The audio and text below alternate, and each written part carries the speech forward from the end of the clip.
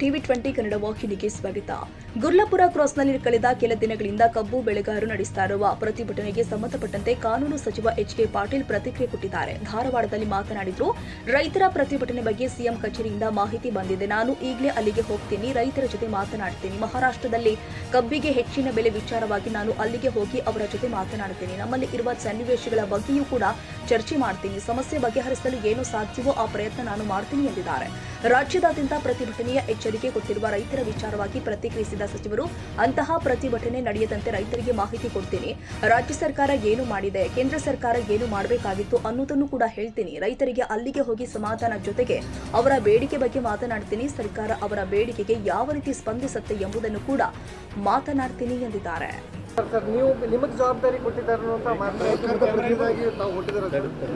S, ನಿನ್ನೆ ನನಗೆ ಮುಖ್ಯಮಂತ್ರಿಗಳ ಕಚೇರಿಯಿಂದ ಈ ವಿಷಯದ ಬಗ್ಗೆ ವಿಚಾರ ವಿನಿಮಯ ಆಗಿದೆ.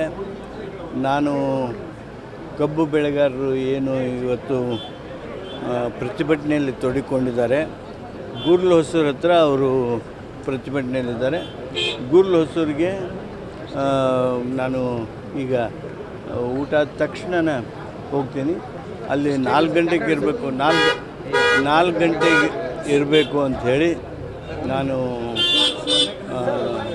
ಪ್ರಯತ್ನ ಮಾಡ್ತಾಯಿದ್ದೀನಿ. ಆದಷ್ಟು ಬೇಗ ಅಲ್ಲಿಗೆ ಹೋಗ್ತೀನಿ.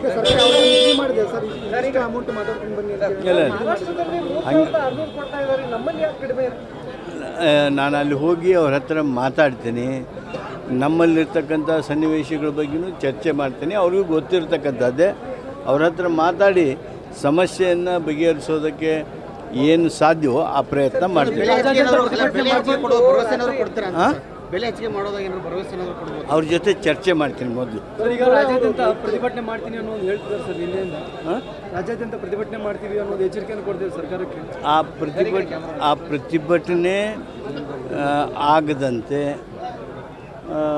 ಅವರಿಗೆ ಸರಿಯಾದ ಮಾಹಿತಿಗಳನ್ನು ನೀಡೋದು ಹಾಗೂ ಅವರ ಬೇಡಿಕೆಗಳನ್ನು ಅರ್ಥಕೊಳ್ಳೋದು, ರಾಜ್ಯ ಸರ್ಕಾರ ಏನು ಮಾಡೋದಕ್ಕೆ ಸಾಧ್ಯ ಇದೆ, ಕೇಂದ್ರ ಸರ್ಕಾರ ಏನು ಮಾಡಬೇಕು, ಏನು ಮಾಡಬೇಕಾಗಿತ್ತು, ಅವೆಲ್ಲವುಗಳ ಬಗ್ಗೆ ಚರ್ಚೆ ಮಾಡ್ತಾರೆ. ಸರ್, ಲಾಸ್ಟ್ ಒಂದು ಕ್ವಶನ್. ಈಗ ರೈತರು ಹೋರಾಟ ಮಾಡ್ತಾ ಇದ್ರು ಕಬ್ಬಿನ ಬೆಲೆ ನಿಗದಿಗಾಗಿ. ವಿಜೇಂದ್ರ ಅವರು ನಿನ್ನೆ ರಾಜಕೀಯ ರಾಜಕೀಯ ಮಾಡ್ತಾ ಇದ್ದಾರೆ.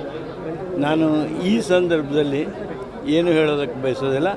ನನ್ನ ಪ್ರಯತ್ನ ಆ ಪ್ರತಿಭಟನೆಗಾರರು ಏನಿದ್ದಾರೆ, ಹೋರಾಟಗಾರರಿದ್ದಾರೆ, ಅವ್ರಿಗೆ ಸಮಾಧಾನ ಹಾಗೂ ಅವರ ಬೇಡಿಕೆಗಳಿಗೆ ಸರ್ಕಾರ ಯಾವ ರೀತಿ ಸ್ಪಂದಿಸ್ತದೆ ಅನ್ನೋದನ್ನು ತಿಳಿಸೋದು. ಆ ಹಿನ್ನೆಲೆಯೊಳಗೆ ನಾನು ಹೊರಟಿದ್ದೀನಿ.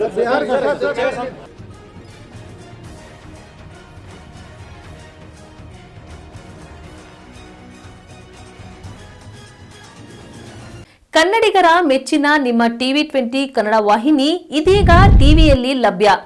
ಕರ್ನಾಟಕ ಮತ್ತು ದೇಶ ವಿದೇಶದ 360 ಡಿಗ್ರಿ ಸುದ್ದಿ ವಿವರವನ್ನ ಪಡೆಯುವುದಕ್ಕೆ TV20 ವಾಹಿನಿಯನ್ನು ಲೈಕ್ ಮಾಡಿ, ವಿಡಿಯೋಗಳನ್ನು ಶೇರ್ ಮಾಡಿ, ಕಮೆಂಟ್ ಮಾಡಿ, ಸಬ್ಸ್ಕ್ರೈಬ್ ಮಾಡಿ. HCN ಕೇಬಲ್ 842 ನಂಬರ್ನಲ್ಲಿ ಹುಕ್ಕೇರಿ ತಾಲೂಕು ಹಾಗೂ ಸಂಕೇಶ್ವರದ ಸುತ್ತಮುತ್ತಲಿನ ಹಳ್ಳಿಗಳಲ್ಲಿ ಲಭ್ಯ. PCN ಕೇಬಲ್ 129 ನಂಬರ್ನಲ್ಲಿ ಹಾರುಗೆರೆ ಸುತ್ತಮುತ್ತಲಿನ ಹಳ್ಳಿಗಳಲ್ಲಿ ಲಭ್ಯ. ರಾಯಬಾಗ್ ಡಿಜಿಟಲ್ ಚಾನೆಲ್ ಕೇಬಲ್ 80ನೇ ನಂಬರ್ನಲ್ಲಿ ರಾಯಬಾಗ ತಾಲೂಕಿನ ಸುತ್ತಮುತ್ತಲಿನ ಹಳ್ಳಿಗಳಲ್ಲಿ ಲಭ್ಯ.